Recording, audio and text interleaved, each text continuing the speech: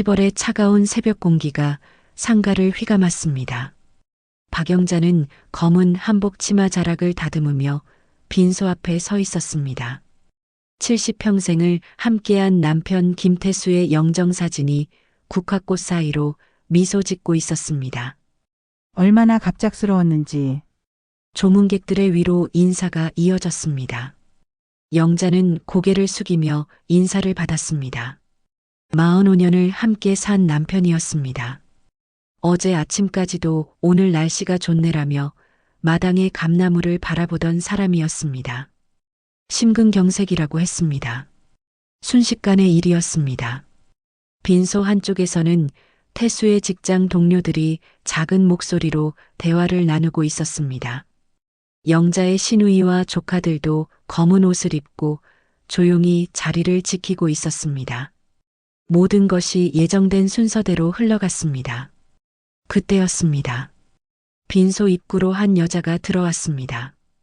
영자는 그 모습을 보자마자 가슴이 덜컥 내려앉았습니다. 윤정이었습니다. 대학 시절부터 알고 지낸 오랜 친구였습니다. 정희는 천천히 영정 앞으로 걸어왔습니다. 그녀의 얼굴은 창백했고 눈가는 이미 눈물로 젖어 있었습니다. 영자는 그런 정희를 바라보며 가슴 한편이 이상하게 저려왔습니다. 정희가 영정 앞에 무릎을 꿇었습니다. 여보, 그 한마디가 빈소를 가득 채웠습니다. 영자는 등골이 서늘해졌습니다. 여보라니요. 친구가 자신의 남편을 부르는 호칭이 아니었습니다. 정희는 두 손으로 얼굴을 가리며 흐느꼈습니다. 어깨가 격렬하게 떨렸습니다. 그 울음소리는 빈소 전체를 휘감았습니다. 정희야. 영자가 작게 불렀지만 정희는 듣지 못했습니다. 아니, 들으려 하지 않는 것 같았습니다. 그저 영정 사진만 바라보며 계속 울었습니다. 조문객들 사이에서 수군거리는 소리가 들려왔습니다. 저분이 누구시지? 부인보다 더 슬퍼하시네. 친한 분인가 봐요. 영자는 그 말들이 가슴에 비수처럼 꽂히는 것을 느꼈습니다. 남편의 죽음에 대한 슬픔보다 더 깊고 어두운 감정이 솟아올랐습니다. 의심이었습니다. 정희는 한참을 울다가 천천히 일어났습니다. 영자와 눈이 마주쳤습니다. 정희의 눈에는 슬픔과 함께 다른 감정도 어려 있었습니다. 죄책감 같은 것이었습니다. 영자야 정말. 정희가 입을 열려다 말았습니다. 영자는 아무 말도 할 수 없었습니다. 장례식이라는 엄숙한 자리에서 남편을 떠나보내는 이 순간에 무엇을 말할 수 있겠습니까? 고마워. 와줘서. 영자는 겨우 그 말만 했습니다. 정희는 고개를 끄덕이며 뒤돌아 나갔습니다. 그 뒷모습을 바라보는 영자의 마음속에는 슬픔 대신 혼란이 자리 잡았습니다. 남편이 떠난 첫날 밤 영자는 빈 침대에 혼자 누워 있었습니다. 태수의 베개에서는 아직 그의 냄새가 났습니다. 하지만 영자의 머릿속에는 정희의 울음소리만 맴돌았습니다. 여보. 그 한마디가 계속해서 귓가에 울렸습니다. 영자는 천장을 바라보며 생각했습니다. 45년을 함께 산 남편이었지만 정말 그를 다 알고 있었을까요? 창밖으로 가을비가 내리기 시작했습니다. 영자는 눈을 감았지만 잠이 오지 않았습니다. 남편의 죽음보다 더 무서운 진실이 기다리고 있을 것 같았습니다. 장례를 마친 지 사흘째 되는 날이었습니다. 영자는 빈 집안을 천천히 돌아다니며 정리를 시작했습니다. 태수의 옷장부터 책상 서랍까지 하나씩 손을 대기 시작했습니다. 옷장 속 정장들이 주인을 기다리는 듯 가지런히 걸려 있었습니다. 영자는 그 앞에 서서 한참을 바라보았습니다. 45년을 함께 산 흔적들이었습니다. 이제 정말 혼자구나. 작은 중얼거림이 빈 방에 울렸습니다. 영자는 서랍을 하나씩 열어보기 시작했습니다. 낡은 시계, 만년필, 독서용 안경, 평범한 물건들이었습니다. 그때 침대 협탁에서 태수의 휴대폰이 눈에 들어왔습니다. 검은 화면이 영자를 바라보고 있었습니다. 영자는 잠시 망설였습니다. 죽은 사람의 휴대폰을 들여다보는 것이 옳은 일일까요? 하지만 정희의 그 울음소리가 다시 귓가에 맴돌았습니다. 여보라고 부르던 그 목소리가요. 영자는 떨리는 손으로 휴대폰을 집어들었습니다. 암호는 태수의 생일이었습니다. 화면이 켜졌습니다. 메시지 목록이 나타났습니다. 영자의 이름도 있었지만 그보다 더 많은 것은 윤정이라는 이름이었습니다. 영자는 가슴이 두근거렸습니다. 첫 번째 메시지를 열어보았습니다. 태수 씨, 오늘 병원 검사 어떻게 나왔어요? 괜찮다고 하니까 다행이에요. 그래도 몸 조심하세요. 영자 씨가 걱정하실 텐데요. 평범한 안부 인사였습니다. 영자는 조금 안도했습니다. 하지만 더 아래로 내려가자 분위기가 달라졌습니다. 오늘도 고마워요. 당신 덕분에 하루가 행복했어요. 나도 그래. 정이야. 이렇게 마음을 나눌 수 있어서 참 좋아요. 우리가 젊었다면 좋았을 텐데. 영자의 손이 떨렸습니다. 휴대폰을 잡은 손에 힘이 들어갔습니다. 영자에게는 미안하지만 당신과 보내는 시간이 가장 편해요. 나도 마찬가지야. 하지만 우리는 선을 넘어서는 안 돼. 알아요. 그래서 더 그리운 거겠죠. 영자는 휴대폰을 내려놓았습니다. 가슴이 답답했습니다. 숨이 가빠졌습니다. 이게 뭐야? 작은 신음이 터져 나왔습니다. 영자는 소파에 주저앉았습니다. 머릿속이 하얘졌습니다. 한참 후에 다시 휴대폰을 들었습니다. 사진 앨범을 열어보았습니다. 가족 사진들, 여행 사진들이 있었습니다. 그런데 맨 아래에 숨긴 폴더가 있었습니다. 영자는 그것을 눌렀습니다. 카페에서 찍은 사진이었습니다. 태수와 정희가 나란히 앉아 미소 짓고 있었습니다. 태수의 손이 정희의 어깨에 올려져 있었습니다. 다음 사진은 공원에서 찍은 것이었습니다. 두 사람이 벤치에 앉아 대화를 나누고 있었습니다. 영자는 그 사진들을 하나씩 넘겨보았습니다. 모두 12장이었습니다. 다정한 모습들이었습니다. 영자와 찍은 사진보다 더 자연스러워 보였습니다. 마지막 사진의 날짜를 보니 한 달 전이었습니다. 태수가 죽기 바로 한 달 전이었습니다. 영자는 휴대폰을 바닥에 던졌습니다. 쿵 소리가 났습니다. 어떻게 이럴 수가? 눈물이 쏟아져 내렸습니다. 슬픔이 아니었습니다. 분노였습니다. 배신감이었습니다. 45년을 함께 산 남편이었습니다. 대학 시절부터 알던 친구였습니다. 가장 가까운 두 사람이 자신을 속이고 있었던 것입니다. 영자는 소파에 얼굴을 묻고 울었습니다. 목이 메었습니다. 가슴이 찢어질 것 같았습니다. 정말 몰랐어. 정말 몰랐다고. 영자는 자신에게 화가 났습니다. 어떻게 이런 일을 모를 수 있었을까요? 남편의 표정에서, 친구의 말투에서 눈치챌 수 있었을 텐데요. 밤이 깊어졌습니다. 영자는 잠을 이룰 수 없었습니다. 침대에 누워서도 계속 그 메시지들이 머릿속을 맴돌았습니다. 당신과 보내는 시간이 가장 편해요. 우리가 젊었다면 좋았을 텐데. 새벽 3시가 넘어서야 영자는 결심했습니다. 이대로 넘어갈 수는 없었습니다. 진실을 알아야 했습니다. 정의를 만나야 했습니다. 무엇보다 태수가 정말 자신을 사랑했는지 알고 싶었습니다. 45년의 결혼 생활이 거짓이었는지 확인하고 싶었습니다. 영자는 휴대폰을 다시 집어들었습니다. 정희의 번호를 찾았습니다. 메시지를 보냈습니다. 내일 만나자. 할 얘기가 있어. 답장은 금세 왔습니다. 알겠어.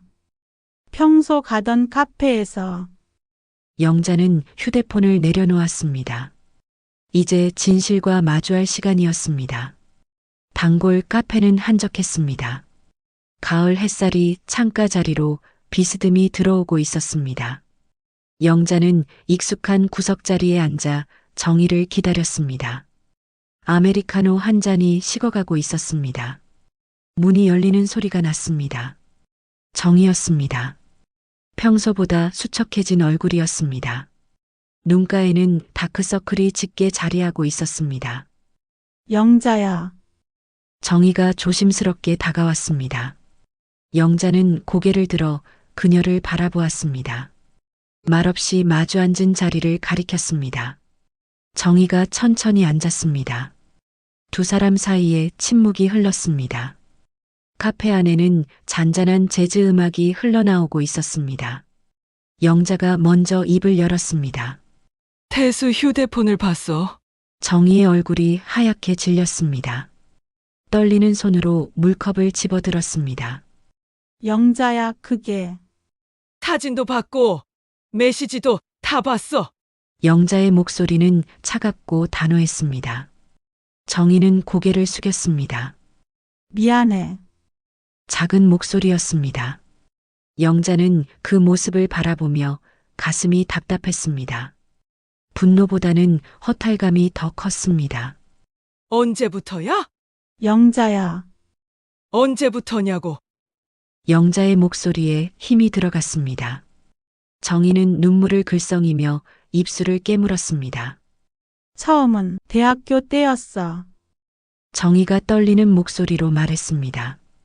태수와 나는 먼저 사귀었었어. 너를 만나기 전에.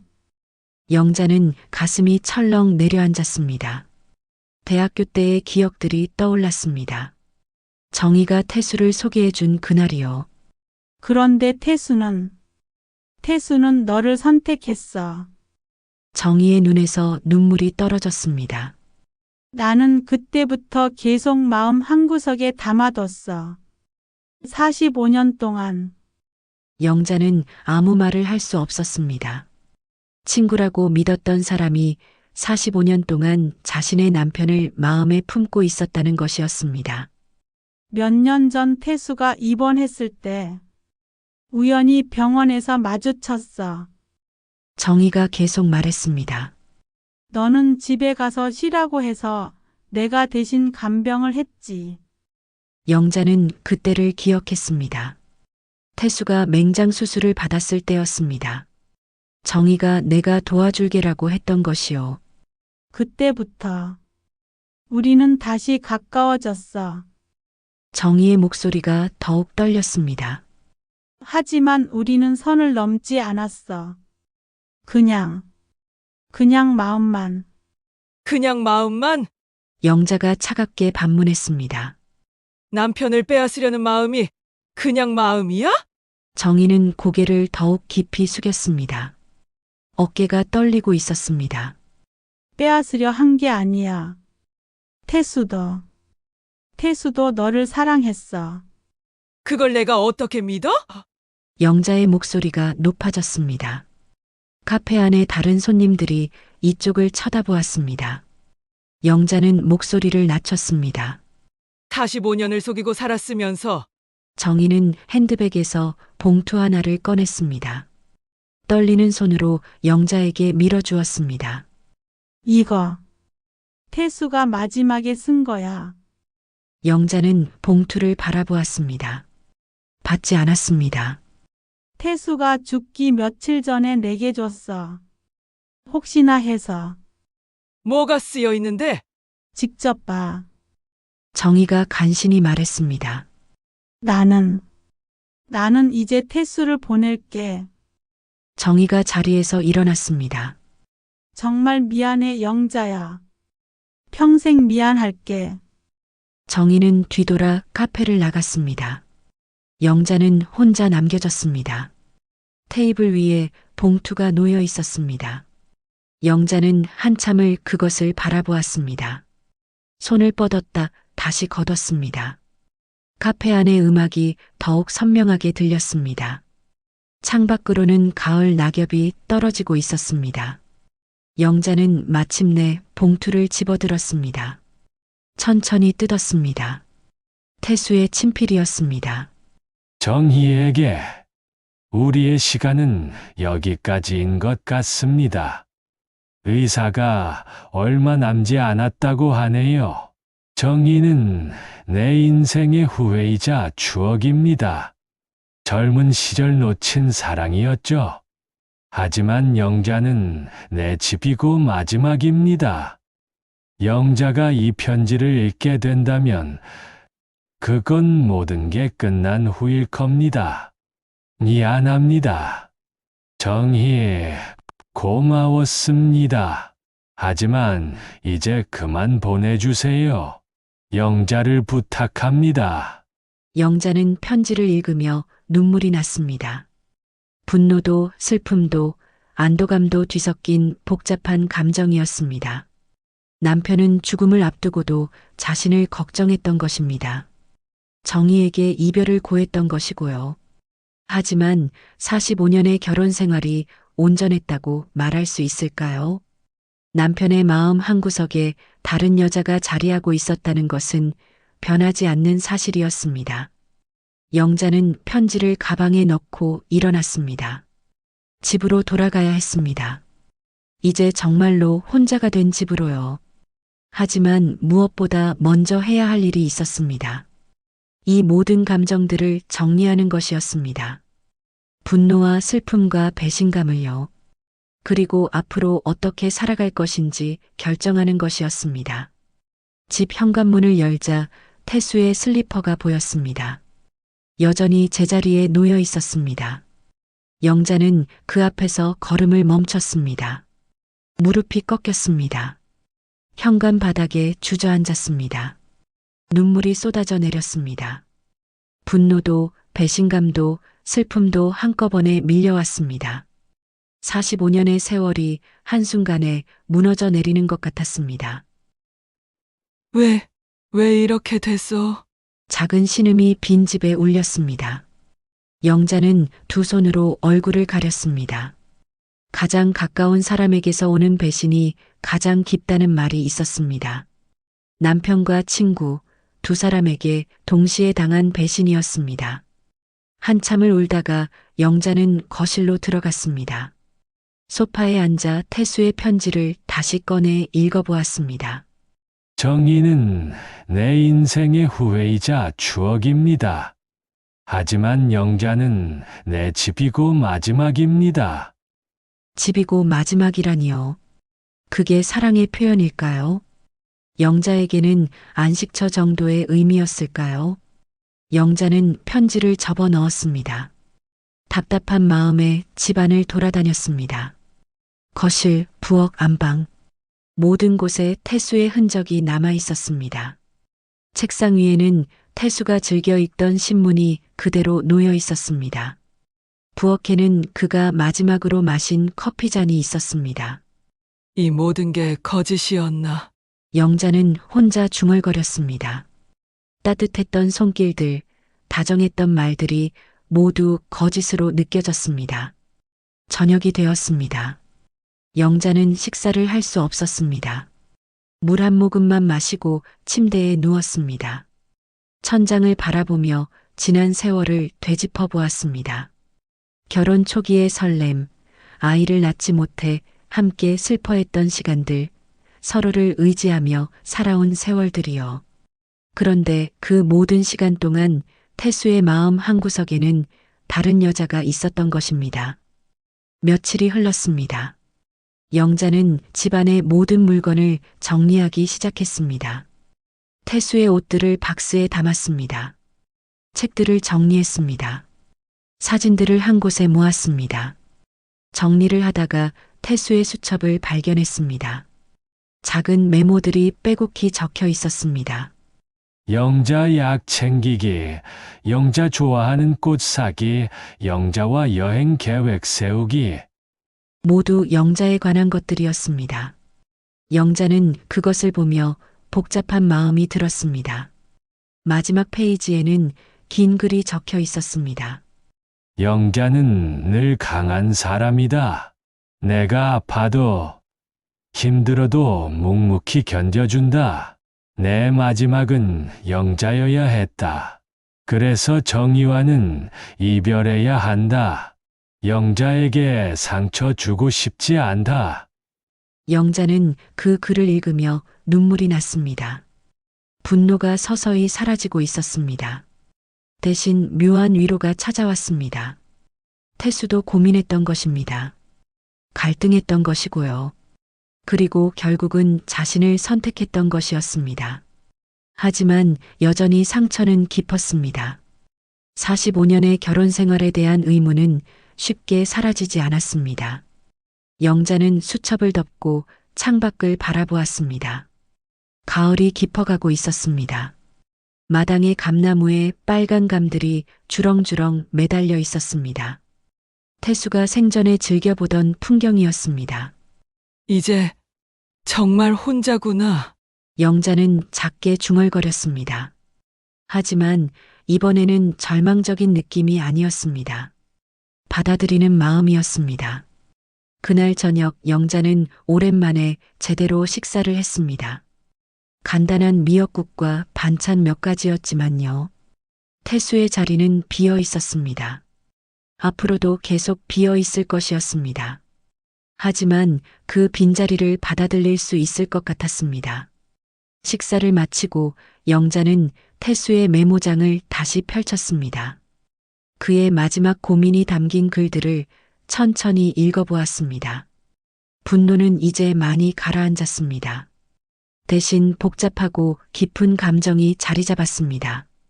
사랑과 배신, 이해와 원망이 뒤섞인 감정이었습니다. 영자는 결심했습니다. 이 감정들을 정리해야겠다고요. 그리고 새로운 삶을 시작해야겠다고 말입니다. 태수 없는 삶, 정의와의 우정 없는 삶을 받아들여야 했습니다.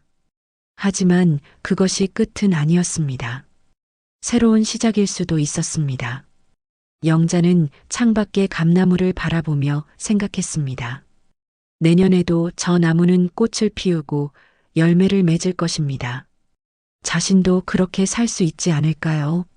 상처를 안고 살아가는 법을 배워야 했습니다.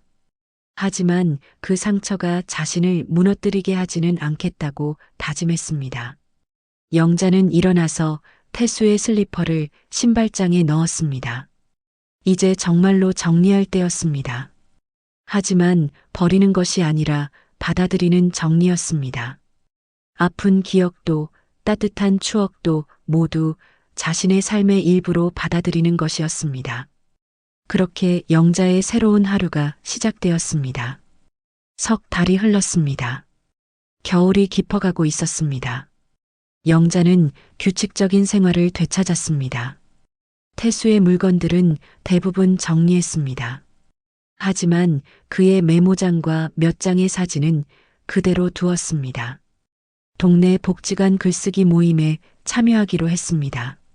첫 모임 날 비슷한 연령대의 사람들이 모여 있었습니다. 안녕하세요. 처음 오셨네요. 모임을 이끄는 선생님이 다정하게 말했습니다. 네, 박영자입니다. 영자가 조심스럽게 인사했습니다. 오늘은 내 인생의 한 장면이라는 주제로 글을 써보겠습니다. 선생님이 설명했습니다. 좋았던 일이든 힘들었던 일이든 상관없어요. 솔직하게 적어보세요. 영자는 빈 종이를 바라보았습니다. 무엇을 써야 할까요? 펜을 들었다 놓았다 했습니다. 문득 태수와 처음 만난 날이 떠올랐습니다. 대학교 도서관이었습니다. 정희가 소개해준 날이었지요. 영자는 천천히 글을 쓰기 시작했습니다. 22살의 어느 봄날 나는 운명을 만났다고 생각했다. 45, 연을 함께 살았다. 행복했던 시간이 더 많았다. 비록 마지막에 상처를 받았지만 그 시간들까지 모두 거짓이라고 할 수는 없다. 글을 쓰면서 마음이 조금씩 가벼워졌습니다. 그동안 쌓여있던 감정들이 글 속으로 스며드는 것 같았습니다. 모임이 끝나고 집으로 돌아오는 길이었습니다. 영자는 발걸음이 가벼웠습니다. 오랜만에 사람들과 이야기를 나눈 기분이었습니다. 집에 도착해서 우편함을 확인했습니다. 손편지 한 통이 있었습니다. 정희의 편지였습니다. 영자는 잠시 망설였습니다. 그동안 정희와는 연락하지 않았습니다. 만나지도 않았습니다. 편지를 열어보았습니다. 영자야, 잘 지내고 있니? 그동안 정말 많이 후회했어. 태수는 마지막에 나에게 말했어. 영자를 부탁한다고. 나는 이제 태수를 완전히 보냈어. 언젠가 너와 다시 차 한 잔 나눌 수 있기를 바라며. 정희가. 영자는 편지를 읽고 한참을 생각했습니다. 분노는 이제 많이 사라졌습니다. 대신 복잡한 이해와 연민이 자리 잡고 있었습니다.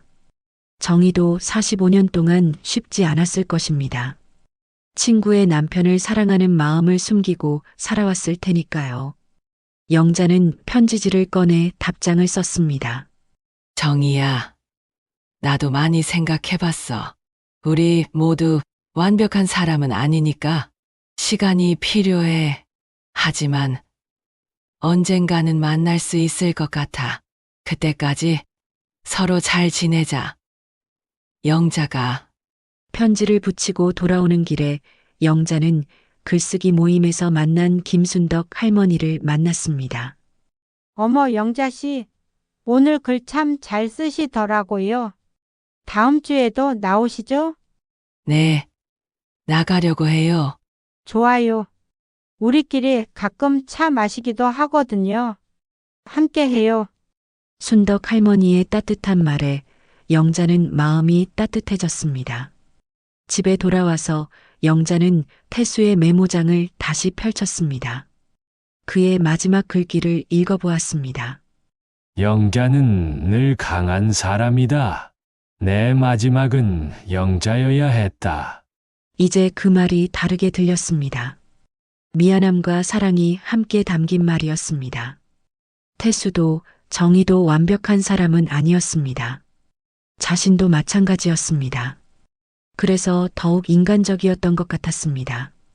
영자는 일기장을 꺼내 오늘 있었던 일들을 적기 시작했습니다. 글쓰기 모임에서 만난 사람들, 정희의 편지, 순덕 할머니와의 만남까지. 오늘은 새로운 하루였다. 아직 상처는 아물지 않았지만 그 상처와 함께 살아가는 법을 조금씩 배우고 있다. 혼자라고 쓸쓸하지만은 않다. 새로운 사람들과 만나고 새로운 이야기를 나누고 있으니까.